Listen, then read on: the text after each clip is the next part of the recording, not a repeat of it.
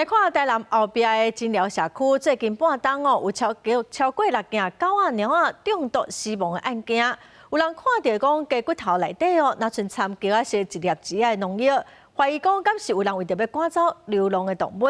民众讲因通报几啊届拢无消无息，动保处是表示讲因为无证据是真歹查。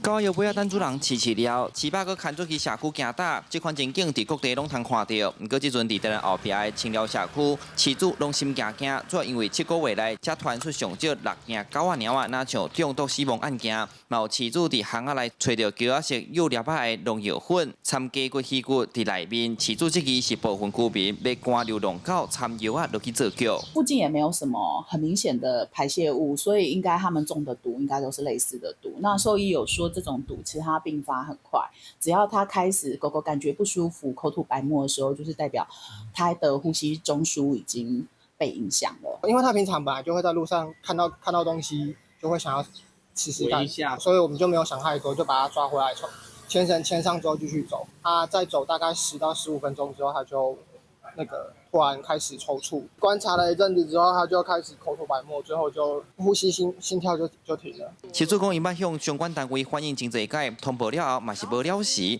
动保处回应，这几冬伫清寮地区确实接到真侪动物中毒案，有验出像农药、托服霜等毒物，不过因为无明确的证据，嘛真歹抓嫌疑人。动保处强调，会搁加强农村用药的安全宣导。若发现犬猫疑似中毒死亡，请勿移动现场，立即通知警方。 与动保处共同处理。